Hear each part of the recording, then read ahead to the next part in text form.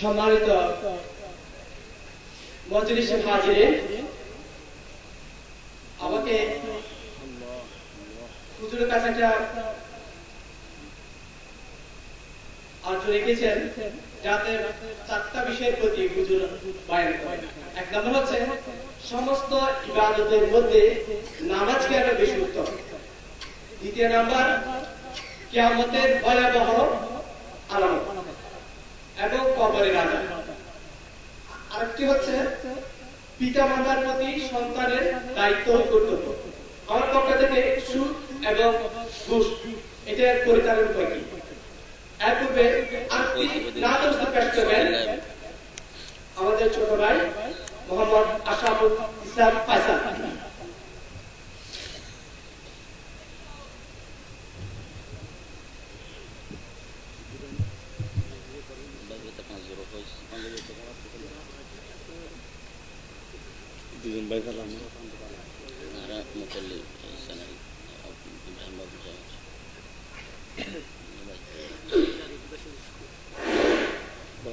Assalamualaikum warahmatullahi wabarakatuh.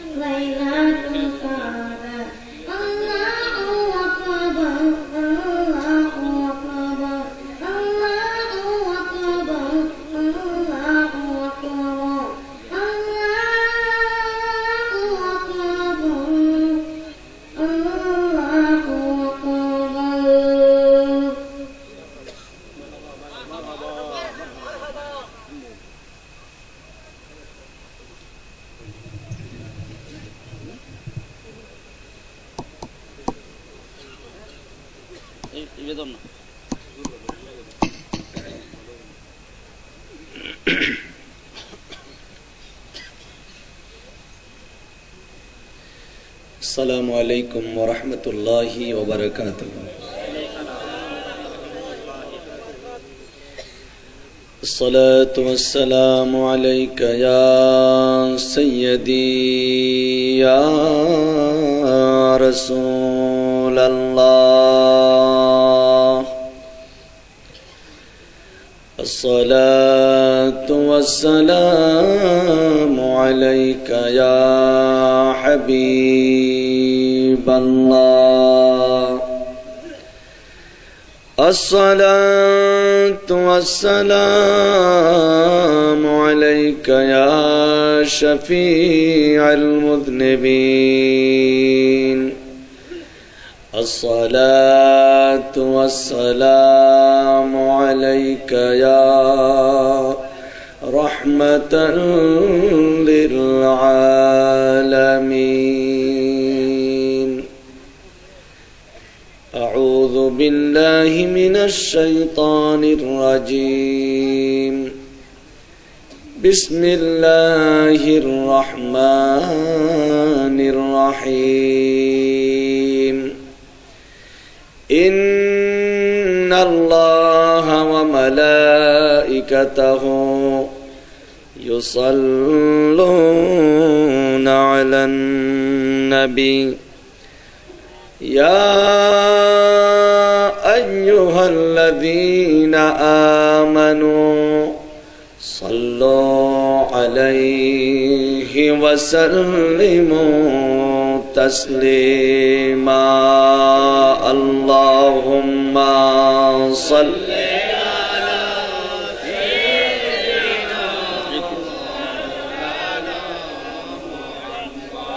अला आलिहि सय्यदिना मौलाना बलगल उला बिकमालिहि कशफ दुजा बिजमालिहि हसनत जमीउ खिसालिहि सल्लु अलैहि व आलिहि। या मुस्तफा या मुजतबा इरहम अला इस्यानना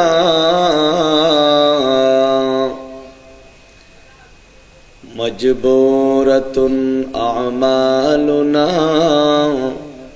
तमअन व ज़ंबन व ज़ुलम बलगल उला कशफ दुजा बिजमालिहि हसनत जमीउ खिसालिहि।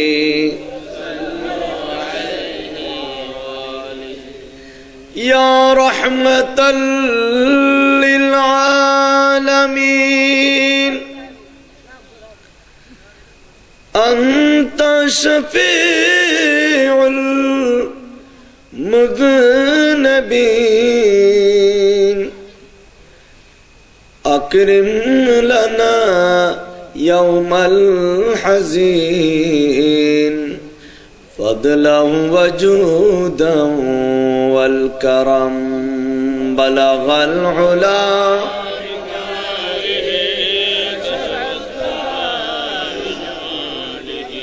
हसनत जमीउ खिसालिहि सल्लु अलैहि। मौत हयात मेरी दोनों तेरे लिए है। मरना तेरी गली में जीना तेरी गली में। अल्लाहुम्मा सल्लि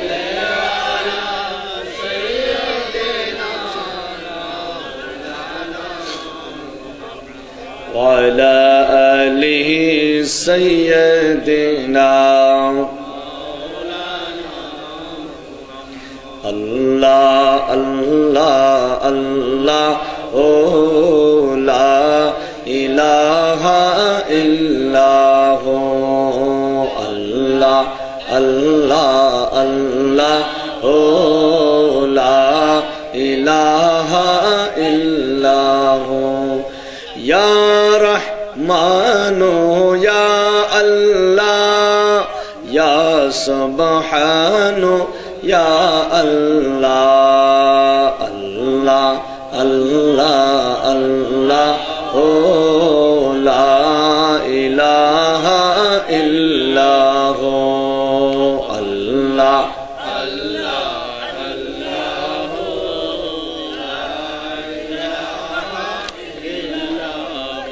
या हन्नानो या अल्लाह या मन्नानो या अल्लाह या हन्नानो या अल्लाह या मन्नानो या अल्लाह अल्लाह अल्लाह अल्लाह ओ ला इलाहा इल्लाह बिस्मिल्लाहिर्रहमानिर्रहीम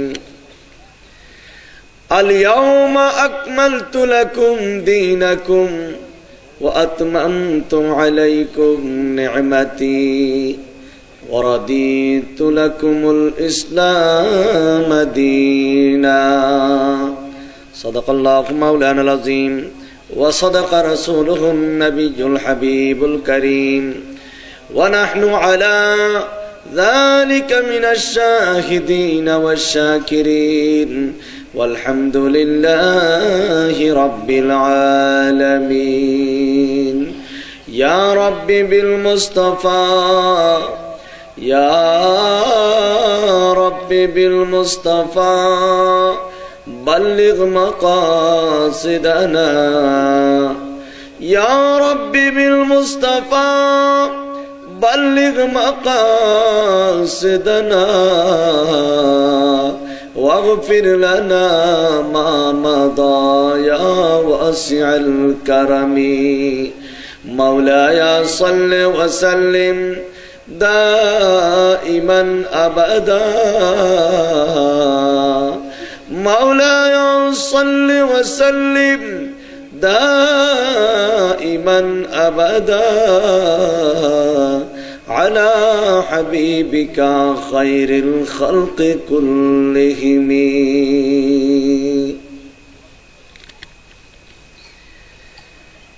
গাউসিয়া কমিটি বাংলাদেশ বারাইপাড়া ইউনিট শাখার উদ্যোগে পবিত্র জশ্নে জুলুসে ঈদে মিলাদুন নবী সাল্লাল্লাহু আলাইহি ওয়াসাল্লাম উদযাপন উপলক্ষে নবম ইয়া নবী সুন্নি কনফারেন্স 2014 আজকের এই আজিম শান মাহফিলে সম্মানিত সভাপতি গাউসিয়া কমিটি বাংলাদেশ বারাইপাড়া ইউনিট শাখার সভাপতি জনাব ইব্রাহিম বাবুল সাহেব, আজকের মাহফিলের প্রধান বক্তা মুকিম খন্দকার জামে মসজিদের সম্মানিত খতিব হযরতুল হাজ মাওলানা কারি মোহাম্মদ নাসির উদ্দিন আল বারি, আজকের মাহফিলের উদ্বোধক হাজী রমজান আলী জামে মসজিদের সুযোগ্য খতিব হযরত মাওলানা আব্দুল জব্বার আল কাদিরি, আজকের মাহফিলের বিশেষ মেহমান মোহাম্মদ হামিদ, সাধারণ সম্পাদক বারাইপাড়া দক্ষিণ মহল্লা উন্নয়ন কমিটি এবং মাহফিল পরিচালনায় হাফেজ মাওলানা মুহিউদ্দিন, সহকারী পেশ ইমাম হাজী রমজান আলী জামে মসজিদ সহ মঞ্চে আসীন অত্র এলাকার গণ্যমান্য ব্যক্তিবর্গ, গাউসিয়া কমিটির সর্বস্তরের নিবেদিত প্রাণ কর্মী ভাইরা, এলাকার যুবক ভাইরা, ছোট ছোট কচি কাচারা, পর্দার আড়ালে মা ও বোনেরা, রাহমানি ওয়া রাহমাকুমুল্লাহ। আসসালামু আলাইকুম ওয়া রাহমাতুল্লাহি ওয়া বারাকাতুহু।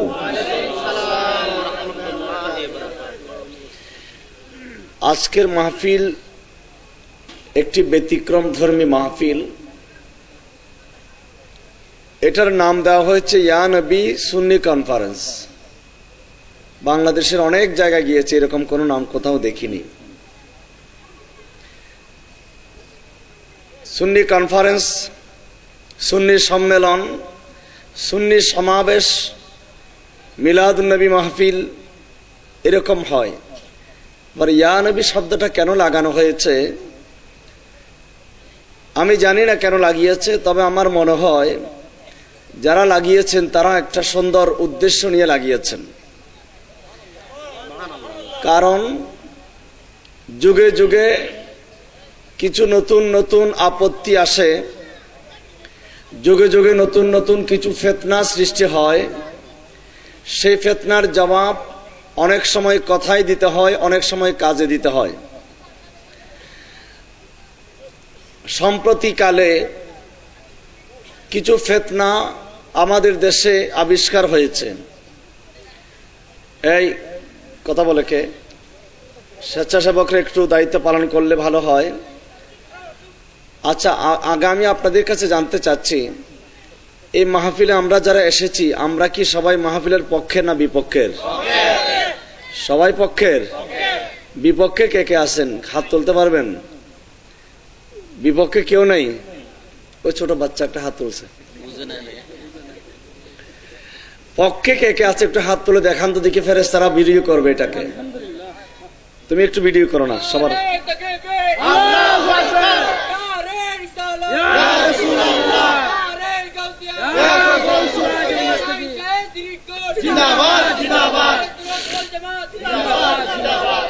আচ্ছা, তাইলে বুঝা গেল এই মাহফিলের বিপক্ষে একজনও হাত উঠে নাই, সবগুলো পক্ষে হাত উঠেছে।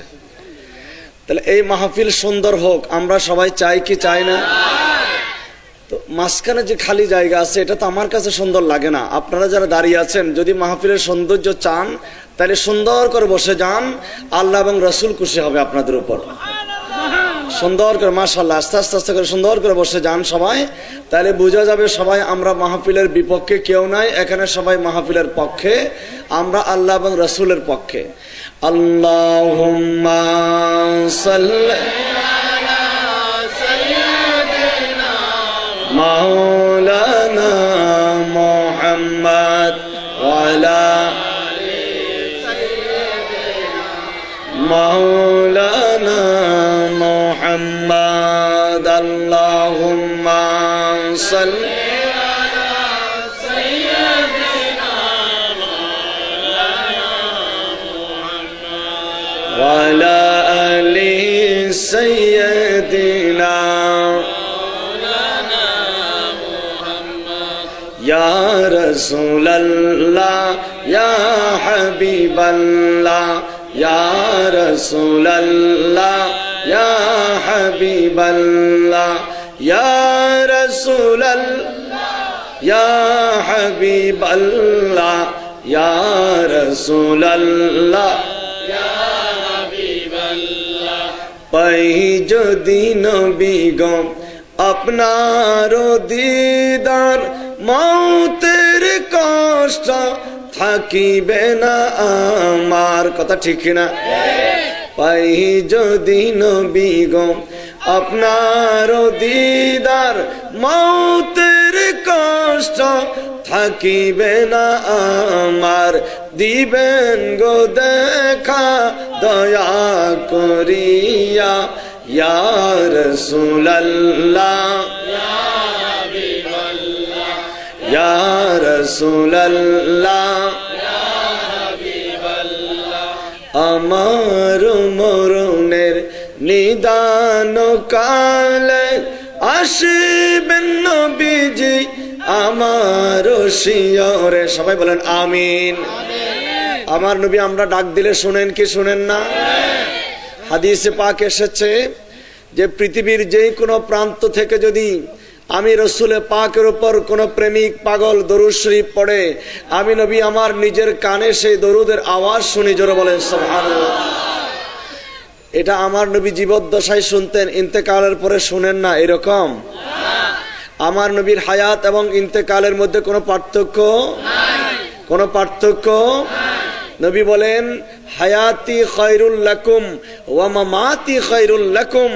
আমার জীবন যেমন তোমাদের জন্য কল্যাণ, আমার ইন্তেকালও তোমাদের জন্য কল্যাণ। জোরে বলেন সুবহানাল্লাহ।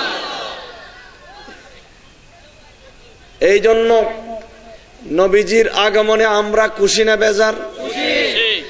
নবীজির ইন্তেকালে আমরা কি শোক পালন করব নাকি? আবার না, রাসূল পাকের ইন্তেকালে শোক প্রকাশের, শোক পালন করার কোনো সুযোগ নাই।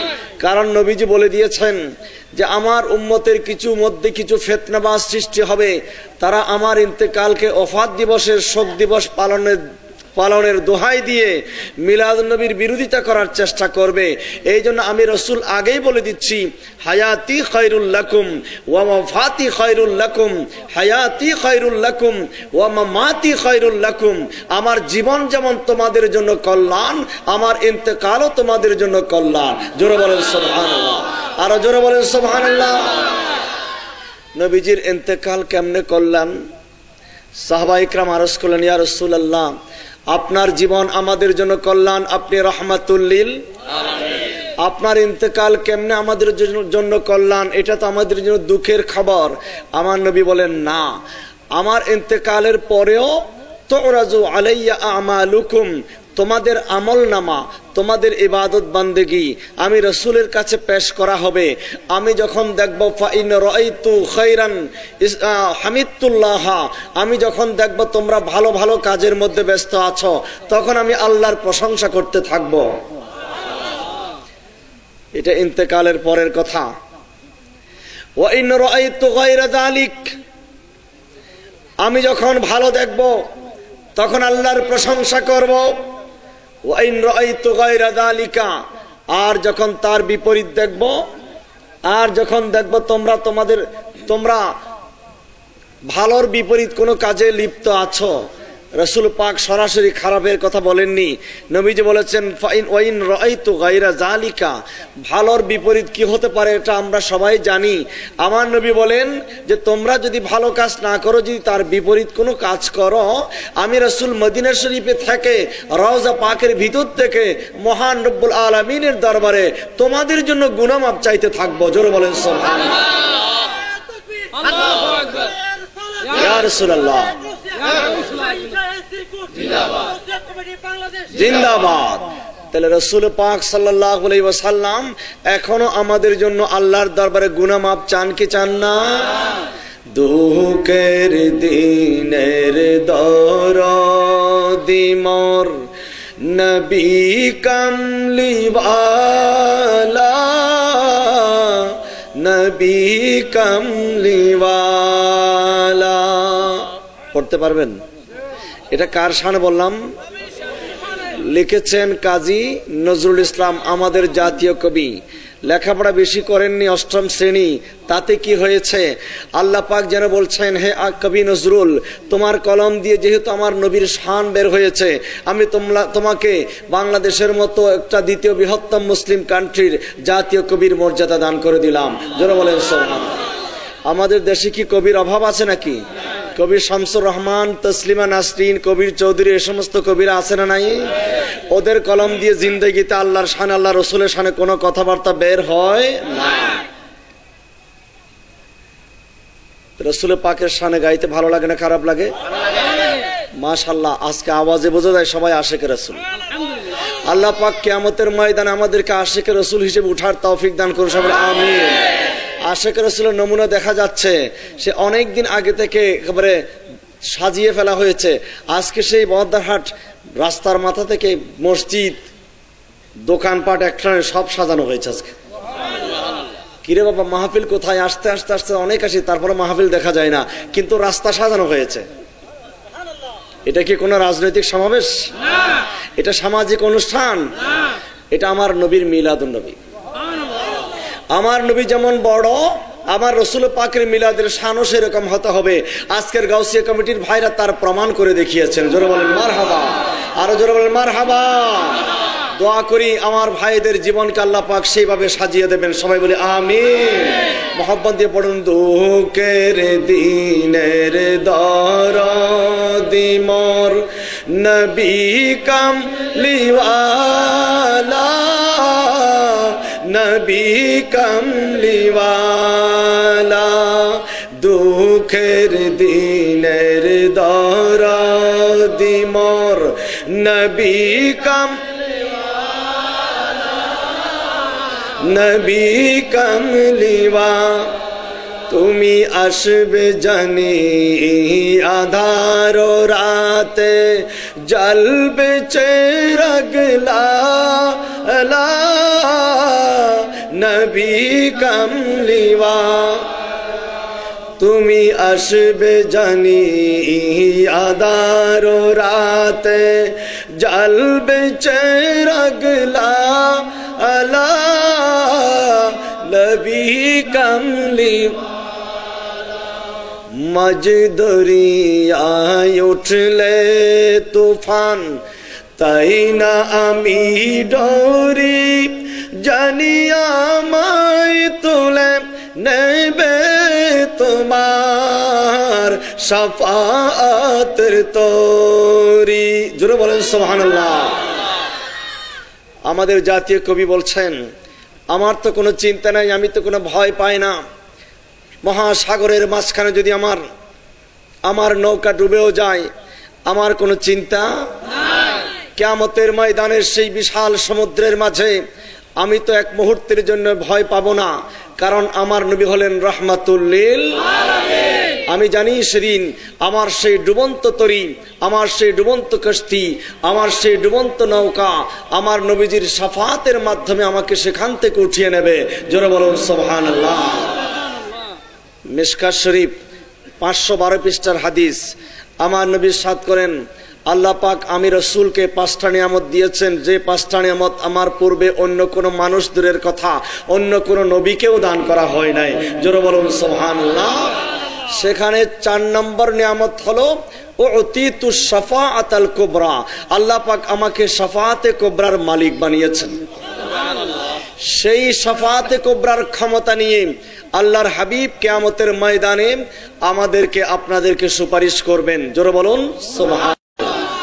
মাঝ দরিয়ায় উঠলে তুফান, তাই না আমি ডরি, জানি আমায় তুলে নেবে তোমার শাফাআতের তরি। তোমার বেঘুম নয়ন জানি, করবে আমায় নিগাহবানি, জানি রাঙবে ধূসর দিনগুলো মোর তোমার আখের আলা নবী কামলে। জানি রাঙবে ধূসর দিনগুলো মোর তোমার আখের আলা নবী কামলে। দুঃখের দিনের দরদি মোর নবী কামলিওয়ালা, নবী কামলি। তুমি আসবে জানি আধার রাতে, জ্বলবে চেরাগলা নবী কামলি। আল্লাহুম্মা সাল্লি আলা সাইয়্যিদিনা মাওলানা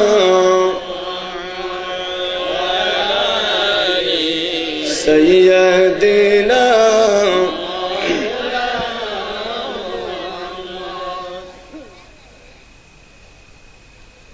বুখারী শরীফ 2য় খণ্ড 911 পৃষ্ঠায় আছে। হাদিসের বর্ণনাকারী হযরত আনাস বিন মালিক রাদিয়াল্লাহু তাআলা আনহু। হযরত আনাস বিন মালিক বলেন, আন্না রাজুলান আতান নবিয়্যা সাল্লাল্লাহু আলাইহি ওয়াসাল্লাম فقال متى الساعة يا رسول الله হযরত আনাস রাদিয়াল্লাহু তাআলা আনহু বলেন, আমার নবীর দরবারে একজন মানুষ আসলো, এসে নবীজির কাছে আবেদন করলো, মাতা সাআতু ইয়া রাসূলুল্লাহ, ইয়া রাসূলুল্লাহ, কিয়ামতের কথা শুনেছি, আমার জানতে ইচ্ছা জাগে সেই কিয়ামত কখন সংঘটিত হবে। জোরে বলেন সুবহানাল্লাহ। কিয়ামত কখন সংঘটিত? এটা কি অতীতের না ভবিষ্যতের? সংঘটিত হবে। ভবিষ্যতে কখন সংঘটিত হবে এই প্রশ্ন করলেন সাহাবী আমার নবীর কাছে। আচ্ছা, ভবিষ্যতে কি হবে না হবে এটা কি আমরা জানি নাকি? সাহাবী প্রশ্ন করলেন ভবিষ্যৎ নিয়ে। তাহলে সাহাবীর আকীদা হলো ভবিষ্যতে কখন কি হবে না হবে সেটা আমার নবী জানেন। এই আকীদা বিশ্বাস আছে বলে আমার রাসূলের কাছে সেরকম প্রশ্ন করলেন। মাতা সাআতু ইয়া রাসূলুল্লাহ, কিয়ামত কখন হবে? আমার নবীজি ওই সাহাবীকে পাল্টা প্রশ্ন করলেন, সাহাবী আমার কাছে তুমি জানতে চাইছো কিয়ামত কখন হবে, আমি তোমার কাছে আগে জানতে চাই সেই কিয়ামতের জন্য তুমি কি প্রস্তুতি নিয়েছো? একদিন না একদিন তো মরতে হবে, তাই না? আমরা যারা এসেছি এখানে আগামী 1 বছর বাঁচবেন এরকম নিশ্চয়তা কেউ দিতে পারবেন? আগামী একদিন 24 ঘন্টা 1 মিনিট যে নিঃশ্বাস গ্রহণ করলাম সেটা যদি বের করতে না পারি আমাকে আর জিন্দা বলা যাবে না, আমাকে বলা যাবে মরা। কথা ঠিক কিনা? আর যে নিঃশ্বাস বের করলাম সেটা যদি আবার প্রবেশ করাতে না পারি তাহলে আমি মরা। প্রতি মিনিটে আমরা 100 বার নিঃশ্বাস উঠানামা, প্রতি মিনিটে কয়বার? 100 বার উঠানামা করি। তাহলে বোঝা গেল প্রতি মিনিটে আমরা 100 বার মৃত্যুর হাত থেকে বেঁচে যাচ্ছি। বাঁচাচ্ছেন কে? 1 মিনিটের ভিতর আমি 100 বার মৃত্যুর হাত থেকে আমি বেঁচে গেলাম। বাঁচানোর মালিক কে?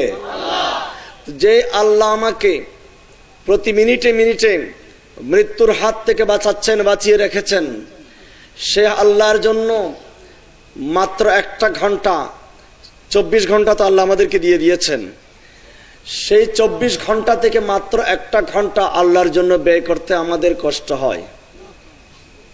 খুব খেয়াল করবেন, মাত্র কয় ঘন্টা বললাম? 1 ঘন্টা।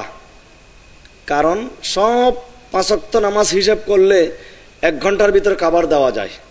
আমি একেবারে জেনারেল কথা বললাম আর কি, এটা সাধারণ কথা। ফজরের নামাজ পড়তে 10 মিনিট, জোহরের নামাজ পড়তে 15 মিনিট, আসরের নামাজ পড়তে 5 মিনিট ফরজ। আমি একেবারে যারা বেশি ব্যস্ত নামাজ পড়তে পারেন না তাদের জন্য বলছি। আছেন অনেকে নামাজ পড়ো না কেন? কেমনে নামাজ পড়বো, এত ব্যস্ত, ব্যবসা বাণিজ্যের জন্য কোনো মতো উঠতে পারি না। আবার অনেকে বলে আমি তো কমিশনার, আমি তো এমপি মিনিস্টার, আমি তো চেয়ারম্যান মেম্বার। এ মানুষের দরখাস্ত সাইন করতে করতে, সার্টিফিকেট সাইন করতে, মানুষের বিচার করতে করতে নামাজ পড়ব কখন? আবার অনেকে বলে এত অসুস্থ, নামাজ পড়তে ভালো লাগে না। কিয়ামতের ময়দানে এই সমস্ত অজুহাত কি চলবে? আল্লাহ রাব্বুল আলামিন হযরত আইয়ুব আলাইহিস সালামকে হাজির করবেন। হযরত আইয়ুব আলাইহিস সালাম 18 বছর রোগাক্রান্ত ছিলেন। দুনিয়ার সমস্ত মানুষের দুরারোগ্য ব্যাধি যদি এক পাল্লায় রাখা হয়, আইয়ুব আলাইহিস সালামের রোগের 1000 ভাগের 1 ভাগও হবে না। আল্লাহ পাক রব্বুল আলামিন হযরত আইয়ুব আলাইহিস সালামকে লক্ষ্য করে জিজ্ঞেস করবেন, আইয়ুব নবী, আমি তো তোমাকে কঠিন রোগ দিয়েছিলাম, দুরারোগ্য ব্যাধি দিয়েছিলাম, 18 বছর তুমি রোগাক্রান্ত ছিলে, সমস্ত শরীরের মধ্যে পছন ধরেছিল, আত্মীয় স্বজন সবাই চলে গিয়েছিল, একমাত্র বিবি রহিমা। জোরে বলেন সুবহানাল্লাহ।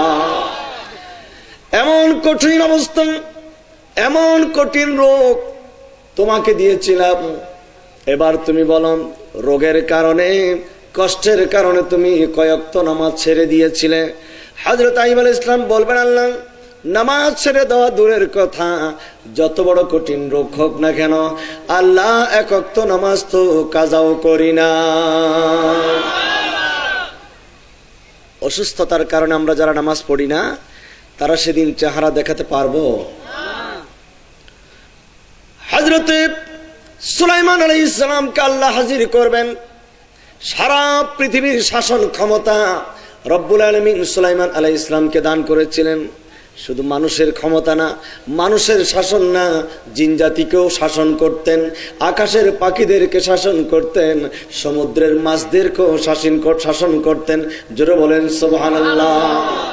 আল্লাহ পাক রব্বুল আলামিন হযরত সুলাইমান আলাইহিস সালামকে ডেকে জিজ্ঞেস করবেন, এত বিশাল দায়িত্ব পালন করার কারণে, এত বিশাল রাজ্য পরিচালনা করার কারণে তুমি কয়েকত নামাজ ছেড়ে দিয়েছিলে? হযরত সুলাইমান আলাইহিস সালাম বলবেন আল্লাহ নামাজ ছেড়ে দেওয়া দূরের কথা, এক ওয়াক্ত নামাজ তো কোনোদিন কাজাও করি না। সুতরাং চেয়ারম্যান সাহেব, মেম্বার সাহেব, মন্ত্রী, মিনিস্টার যারা প্রশাসনিক দায়িত্বের কারণে নামাজ পড়তে পারি না তারা কি সেদিন চেহারা দেখাতে পারবো? সুতরাং এই সমস্ত অজুহাত চলবে না। 24 ঘন্টা আল্লাহ পাক আমাদেরকে বাঁচিয়ে রেখেছেন, সে আল্লাহর জন্য মাত্র 1টা ঘন্টা খরচ আমরা করতে পারি না। আমরা কত বড় অকৃতজ্ঞ! পারবেন?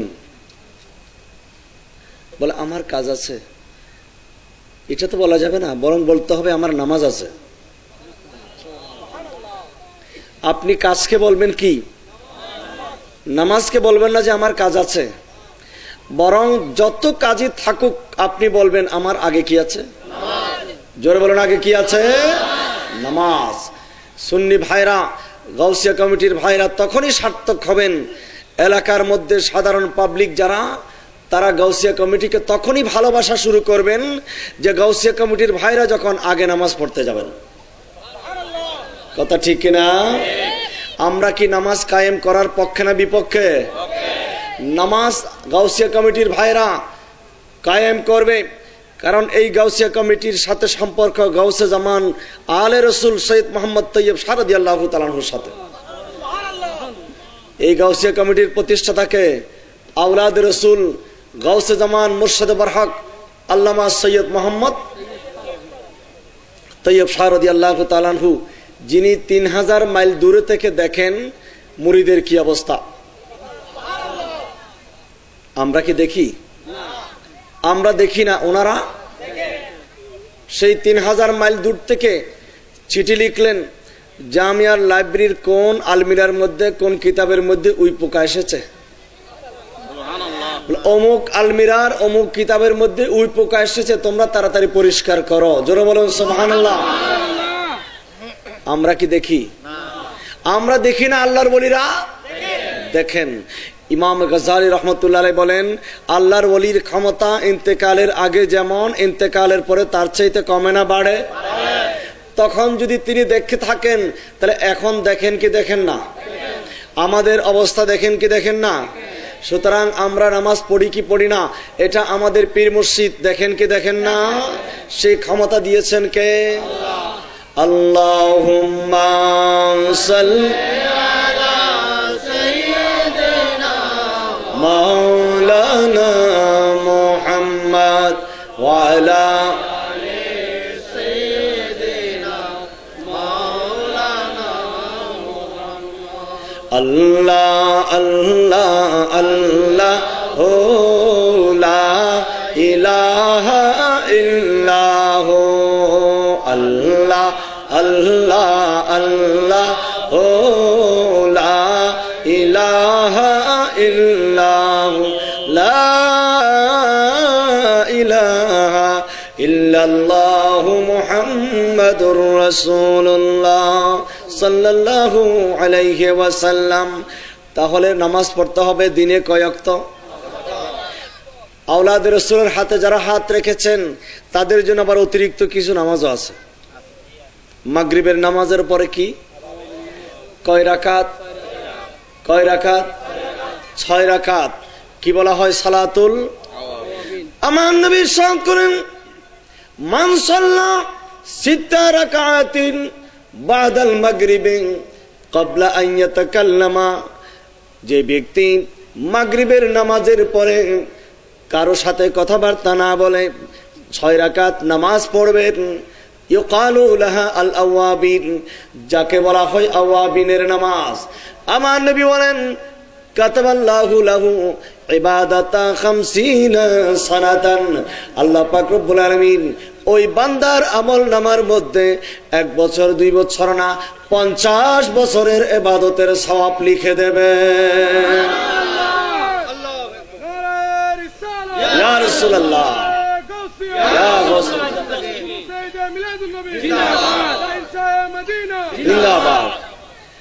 মুর্শিদ রাজি তো রাজি গৌসে পাক, গৌসে রুসিলাতে পাবো নবীর ডাক। আমরা নবীর ডাক পেতে চাই কি চাই না? কারণ রসুল পাকের দরবারে যেতে চায় না এমন কোন মুসলমান নাই, কিন্তু রসুল পাকের দরবারে তো ইচ্ছে করলে যাওয়া যায় না। যাকে রসুল কবুল করেছেন সেই শুধু যেতে পারে। মুর্শিদ রাজি তো রাজি গৌসে পাক, গৌসে রুসিলাতে পাবো নবীর ডাক। এই সে সংযোগে পাবো, এই সে সংযোগে পাবো নবী ও পাক পরওয়ারে, এই সে সংযোগে পাবো, এই সে সংযোগে পাবো নবী ও পাক পরওয়ারে। ও চলো শ্রী কুটির দরবারে, চলো গো আশিক জলদি চলো, ও চলো শ্রী কুটির দরবারে। ফৈজ করম নিতে চলো, ফৈজ করম वेलायतिर सरकारे, फैज करम निते चलो, फैज करम वेलायतिर सरकारे। ओ चलो श्री कुटीर दरबारे, चलो गो आशिक जल्दी चलो, ओ चलो श्री कुटीर दरबारे। जोरे बोलो सुबहानाल्लाह।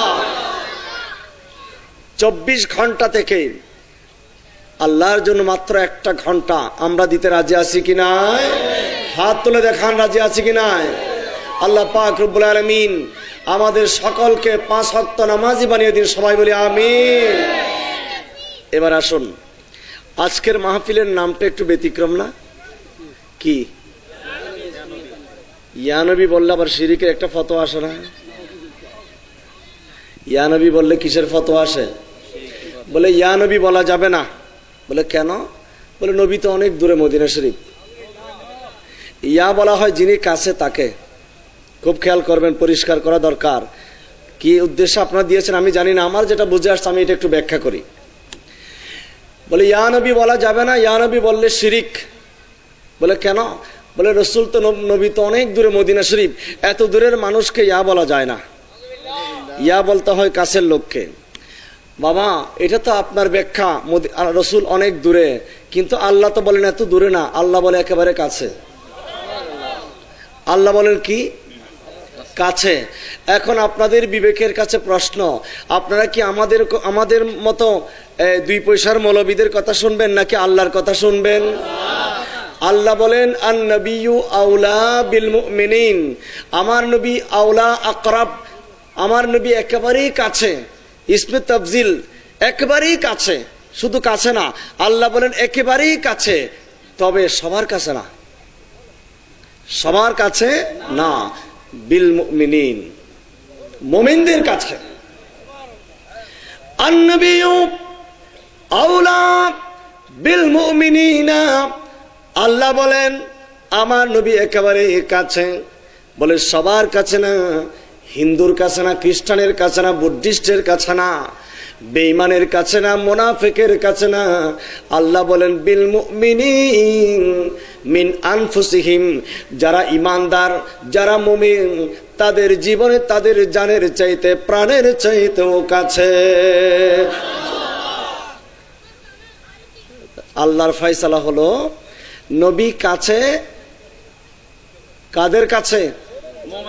মুমিনদের কাছে। বলেন কাদের কাছে? সুতরাং যারা বলে নবী অনেক দূরে, তাহলে কি তারা নিজেরাই প্রমাণ করতে চাচ্ছে তারা মুমিনদের ভিতরে নাই? আমরা তো বিশ্বাস করি আমরা মুমিন মুসলমানের ভিতরে আছি। এই জন্য আল্লাহর ফয়সালা আমাদের জন্য, আমরা বিশ্বাস করি আল্লাহর রসুল আমাদের আকা মাওলা, আমাদের প্রাণের আমাদের জানের চাইতেও কাছে। এই বিশ্বাস হয় কি হয় না? এই জন্য আমরা বলি ইয়া নবী সালাম। আচ্ছা, ইয়া নবী সালাম বলা যদি নাজায়েজ হয় তাহলে তো নামাজ পড়া যাবে না। নামাজের ভিতরে তো ইয়া নবী আছে। আসসালামু আলাইকা আইয়ুহান নবিয়্যু ওয়া রাহমাতুল্লাহি ওয়া বারাকাতুহু, আছে না নাই? আমার নবী পবিত্র মিরাজের রাত্রিতে 7 আসমান পার হয়ে আরশ কুরসি লৌহ কলম পার হয়ে যখন লা মাকানে গেলেন, আল্লাহ বলেন তাফসিরে রুহুল বায়ানে আসছে, আল্লাহ বলেন উদনু মিন্নি, হাবিব কাছে আসুন। সুম্মা দানা, নবীজি কাছে গেলেন। আল্লাহ বলেন উদনু মিন্নি, আরো কাছে আসুন। সুম্মা দানা, নবীজি আরো কাছে গেলেন। আল্লাহ বলেন উদনু মিন্নি, আরো কাছে আসুন। নবীজি আরো কাছে গেলেন। সুম্মা দানা ফাতাদাল্লা ফাকানা কাবা কাউসাইন আও আদনা, দুইটা ধনুক যতটুকু কাছে, আমার নবী সেদিন আল্লাহর ততটুকু কাছে না, তার চাইতে আরো কাছে চলে গিয়েছিলেন। এটা কি আমার বানানো কথা না, কোরআনের কথা বললাম? সূরা নজম, ওয়ান নাজম ইযা হাওয়া মা দাল্লা সাহিবুকুম ওয়া মা গাওয়া। আল্লাহ বলেন আমার হাবিব আমার এত কাছে চলে এসেছিলেন, দুইটা ধনুক যতটুকু কাছে তার চাইতে আরো কাছে এসেছিলেন। আল্লাহ বলেন ইয়া রাসূলুল্লাহ, আজকে আপনি লামকানের মেহমান, লামকানের মেহমান হয়ে এসেছেন। মেহমান যখন কোথাও বেড়াতে যান, যাওয়ার সময় কিছু হাদিয়া তোহফা নিয়ে যায় কিনা? ইয়া রাসূলুল্লাহ, আপনি আমার দরবারের মেহমান, আমার জন্য কি নিয়ে আসছেন একটু বলুন। আমার নবী বলেন ইয়া আল্লাহ, আপনার জন্য 3টা হাদিয়া নিয়ে এসেছি। একটা না কয়টা? 3টা। কি? আত-তাহিয়াতু লিল্লাহি 1 নম্বর হাদিয়া, ওয়াস সালাওয়াত 2 নম্বর হাদিয়া, ওয়াত তাইয়্যিবাত 3 নম্বর হাদিয়া। আল্লাহ আমি এই 3টা হাদিয়া আপনার জন্য নিয়ে আসলাম। আল্লাহ বলেন রাসূল হাদিয়া তো পেয়ে গেলাম, তো আপনি যেহেতু নিয়ে আসছেন, মেহমান আসলে তো কিছু নাস্তা দিতে হবে, এবার আপনাকে আমি নাস্তা দিচ্ছি। মেহমানদারি করতে হবে না? আসসালামু আলাইকা আইয়ুহান নবিয়্যু, আল্লাহ বলেন ইয়া রাসূলুল্লাহ, আপনি যেমন 3টা হাদিয়া দিয়েছেন, আমি আল্লাহ আপনাকে 3টা হাদিয়া দিয়ে দেব। 1 নম্বর হলো আসসালামু আলাইকা আইয়ুহান নবিয়্যু, 2 নম্বর হলো ওয়া রাহমাতুল্লাহি, 3 নম্বর হাদিয়া হলো ওয়া বারাকাতুহু। জোরে বলুন সুবহানাল্লাহ। আশিক মাশুকের কথাবার্তা চলছে, হাবিব মাহবুবের কথা চলছে, আল্লাহ এবং রসুলের মাঝখানে কথাবার্তা শুরু হয়ে গেল। সেদিন কথা হয়েছে কত জানেন? 90,000। কত? 90,000। সিদরাতুল মুনতাহায় হযরত জিবরাইল ফেরেশতা যখন বললেন, 1 চুল পরিমাণ যদি আমি সামনে যাই, আল্লাহর নূরের তাজাল্লিতে জলে পড়ে সারখার হয়ে যাব। ইয়া রাসূলুল্লাহ, সামনে যাওয়ার ক্ষমতা আমার নাই। अगर एक सरे मुंह ये बरतर परम फुरुगे तजल्ली बसुजत परम, ইয়া রাসূলুল্লাহ, সামনে যাওয়ার কোনো ক্ষমতা আমি জিবরাইলের নাই, কারণ আল্লাহর নূরের তাজাল্লি সহ্য করার ক্ষমতা আমি জিবরাইলের নাই। জিবরাইল কিসের? মাটির না নূরের? নূরের ফেরেশতা হয়েও সেখানে যাওয়ার ক্ষমতা নাই। যেখানে জিবরাইল নূরের তৈরি জিবরাইল যেতে পারে না, সেখানে আমার নবী গিয়েছেন কিনা? তারপরেও কি বলবে নবী আমাদের মতো মাটির তৈরি? আমার নবী বললেন, জিবরাইল এতক্ষণ আমার খেদমত করেছেন, আমি তো আল্লাহর দরবারে যাচ্ছি, আপনার পক্ষ থেকে যদি কোনো ফরিয়াদ থাকে, আপনার পক্ষ থেকে যদি আল্লাহর দরবারে কোনো আবেদন থাকে, আমার কাছে পেশ করুন, আমি রাসূল জিবরাইল আপনার পক্ষ থেকে রব্বুল আলামিনের কদমে পেশ করব। জিবরাইল চিন্তা করলেন, এই তো মোক্ষম সুযোগ, এটাই তো সুন্দর মোমেন্ট যে আমার ইয়া রাসূলুল্লাহ, আমার দুইটা আবেদন। একটা আবেদন হলো যে আজকে যেভাবে আপনার খেদমত করে এতটুকু পৌঁছিয়ে দিয়েছি, হাসরের ময়দানে যখন কোটি কোটি গুনাহগার উম্মত আপনার সেদিন ইয়া নফসি করবে, মুক্তি এবং নাজাতের জন্য দৌড়াদৌড়ি করবে, সর্বশেষ যখন পুলসরাতে গোড়া এসে দেখবে 30,000 বছরের রাস্তা, আহাদ্দু মিনাস সাইফ আদাক্কু মিনাস শা'রে, চুলের চাইতে চিকন, তরবারির চাইতে ধারালো, 30,000 বছরের সেই পুলসরাত, নিচে জাহান্নামের আগুন দাউ দাউ করে জ্বলবে। সেই বিশাল পুলসরাত পার হয়ে জান্নাতে যেতে হবে। আপনার উম্মতেরা যখন ভয়ে থরথর করে কাঁপতে থাকবে, আমি যেন সেদিন আমি জিব্রাইলের 70,000 নূরের পাখা যেন পুলসরাতের উপর বিছিয়ে দিতে পারি, আপনার উম্মতদেরকে যেন আমার পাখায় করে বিদ্যুতের গতে পার করিয়ে দিতে পারি। জোরে বলেন সুবহানাল্লাহ। আল্লাহর দরবার থেকে সেটা একটু মঞ্জুর করায় নিয়ে আসবেন। দেখেন, জিব্রাইল চাচ্ছে নিজের জন্য না, আমাদের জন্য। এটা কি আমাদের খাতিরে? রাসূল পাকের খাতিরে। কারণ আমাদের অভিভাবক তো বড়, যে ছেলের অভিভাবক বড় সেই ছেলের প্রতি সবার একটা আলাদা সফট কর্নার থাকে। 1 নম্বর দরখাস্ত হলো, হাসরের ময়দানে পুলসরাতের উপর আমি জিব্রাইলের 70,000 ডানা বিছিয়ে আপনার উম্মতকে যেন পার করিয়ে দিতে পারি, সেই ক্ষমতাটুকু আপনি মঞ্জুর করে নিয়ে আসবেন। 1 নম্বর হল। 2 নম্বর দরখাস্ত, ইয়া রাসূলুল্লাহ, সারা জীবন আম্বিয়া ইকরামের কাছে ওহী আনা নেওয়া করলাম, কিন্তু আজ পর্যন্ত আল্লাহকে কোনোদিন দেখলাম না, আল্লাহর সাথে সরাসরি সাক্ষাৎ হলো না, আল্লাহর সামনে দাঁড়ানোর সুযোগ হলো না। আপনি যেহেতু আজকে যাচ্ছেন, আমার পক্ষ থেকে রব্বুল আলামিনের দরবারে যখন পৌঁছাবেন, আল্লাহর নুরানি আল্লাহর কুদরতের কদমের সামনে আমি জিব্রাইলের পক্ষ থেকে 1 রাকাত নামাজ পড়ে দেবেন। কয় রাকাত? বাস। নবীজি বিদায় দিয়ে দিলেন। এবার সামনে যাওয়া শুরু করলেন। এতক্ষণ ছিল বোরাক, এবার আসলো রফ রফ। বলেন না সুবহানাল্লাহ। এবার আসলো কি? রফ রফ। গেল। অনেক লম্বা ইতিহাস। রব্বুল আলামিনের দরবারে গিয়ে হাদিয়া তোফা বিনিময় হচ্ছে। আমার নবী বলেন, আল্লাহ, জিব্রাইল তো আমার অনেক বড় খেদমত করলো আজকে, তো আসার সময় একটা দরখাস্ত দিয়েছে। ইয়া রাসূলুল্লাহ, কি দরখাস্ত? বলে, আল্লাহ আপনার কুদরতি কদমে মুবারকের সামনে 1 রাকাত নামাজ পড়ার জন্য। বলে, ঠিক আছে। আমার নবীজি নামাজের নিয়ত করলেন। কার পক্ষ থেকে? বলেন না, কার পক্ষ থেকে?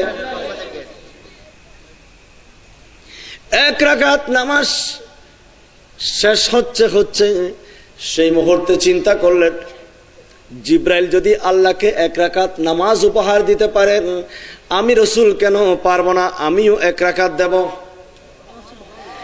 1 রাকাত শেষ করে বসেন নাই, দাঁড়িয়ে গেলেন। 2 রাকাত যখন শেষ করবেন, সেই মুহূর্তে আল্লাহ রাব্বুল আলামিন ডাক দিলেন, ইয়া রাসূলুল্লাহ। জিব্রাইলের পক্ষ থেকে 1 রাকাত পড়লেন, আপনি নবীর পক্ষ থেকে 1 রাকাত পড়লেন। তাশাহুদের মধ্যে বসে গেলেন। আল্লাহ বলেন, ইয়া রাসূলুল্লাহ, আপনার নামাজ পড়াটা আমি আল্লাহর কাছে বড় ভালো লাগলো। ইয়া রাসূলুল্লাহ, জিব্রাইলের পক্ষ থেকে 1 রাকাত পড়লেন, আপনার পক্ষ থেকে 1 রাকাত পড়লেন। এবার আমি আল্লাহ আপনাকে বলবো, আমি আল্লাহর পক্ষ থেকে আরেক রাকাত পড়ে দেন। আত্তাহিয়াতু অর্ধেক পরেই আবদুহু ওয়া রাসূলুহু পড়ে উঠে গেলেন। এখন চলছে কোন রাকাত? তৃতীয় রাকাত। তৃতীয় রাকাত নামাজ যখন শুরু করলেন, আমার নবীজির চোখের সামনে ভেসে আসলো স্ক্রিন, টেলিভিশনের পর্দা, একটা আছে না দৃশ্য, জান্নাতের দৃশ্য আসলো। জান্নাতের দৃশ্য চলে গেল। এবার আসলো জাহান্নামের দৃশ্য, ভয়ানক দৃশ্য। জাহান্নামের আগুন জ্বলছে দাউ দাউ করে, সাপ বিচ্ছু বিষাক্ত জন্তু কিলবিল করছে। একের পর এক ভয়ানক দৃশ্য যখন আসে, আমার নবীজি হঠাৎ করে উম্মতের কথা মনে পড়ে গেল, উম্মতের কথায় অস্থির হয়ে গেলেন, নিজের অজান্তে হাত মোবারকটা খুলে গেল, উম্মতের কথায় অস্থির হয়ে গেলেন, হাত খুলে গেল। এবার জাহান্নামের দৃশ্য যখন চলে গেল, নবীজি দেখলেন হাত খোলা, তাড়াতাড়ি করে আল্লাহু আকবার বলে উল্টা তাকবীর বেঁধে নিলেন। জোরে বলেন সুবহানাল্লাহ। আল্লাহু আকবার বলে আবার কি বাঁধলেন? উল্টা আরেকটা তাকবীর বাঁধলেন। এবার আল্লাহর সাথে ওয়াদা করছেন, আল্লাহুম্মা ইন্না নাস্তাঈনুকা ওয়া নাস্তাগফিরুকা ওয়া নু'মিনু বিকা ওয়া নাতাওয়াক্কালু আলাইকা। আছে না নাই? এটার নাম কি দোয়ায়ে? পড়ি কি পড়ি না? ফজরের নামাজের সময়? কোন নামাজে? বিতির নামাজে। আমার নবীজি এইভাবে দোয়ায়ে কুনুতটা শেষ করলেন। শেষ করে নামাজ শেষ হয়ে গেল। আল্লাহ বলেন, রাসূল এই লামকানের মধ্যে 3 রাকাত নামাজ পড়লেন। 1 রাকাত জিব্রাইলের পক্ষ থেকে, আরেক রাকাত আপনার পক্ষ থেকে, আরেক রাকাত আমি আল্লাহর পক্ষ থেকে।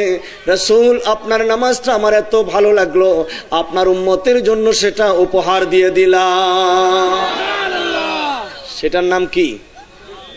কিসের নামাজ বলেন? বিতির নামাজ কোত্থেকে আসলো যদি প্রশ্ন করা হয়, বিতির নামাজ সেখান থেকে আসছে। অন্য কোন নামাজের মধ্যে উল্টা তাকবীর নাই। বিতির নামাজে উল্টা তাকবীর আছে। প্রশ্ন হতে পারে, কি রে বাবা, ফজরের মধ্যে উল্টা তাকবীর বাঁধি না, জোহরে বাঁধি না, আসরে বাঁধি না, কিন্তু বিতিরে কেন বাঁধি? তাই বিতিরের মধ্যে বাঁধছে এই জন্য আল্লাহ রসুল বেঁধেছিলেন। আল্লাহ রসুল কেন বেঁধেছিলেন? সামনে জাহান্নামের দৃশ্য দেখে আমাদের কথা চিন্তা করে অস্থির হয়ে গিয়েছিলেন, হাত খুলে গিয়েছিল বলে আবার হাতটা এমনি বাঁধতে হবে না, বলে আল্লাহু আকবার বলে আবার বাঁধি। এখানে কোনো সূরা কেরাত আর পড়া যাবে না, আল্লাহর সাথে কিছু কমিটমেন্ট করি, ওয়াদা করি। আল্লাহুম্মা ইন্না নাস্তাঈনুকা, আল্লাহ তোমার কাছে সাহায্য চাই। ওয়া নাস্তাগফিরুকা, আল্লাহ তোমার কাছে গুনাহ মাফ চাই। কার জন্য গুনাহ মাফ চাই? নবীর কি গুনাহ আছে নাকি? আমার নবী কি কোনো গুনাহ আছে?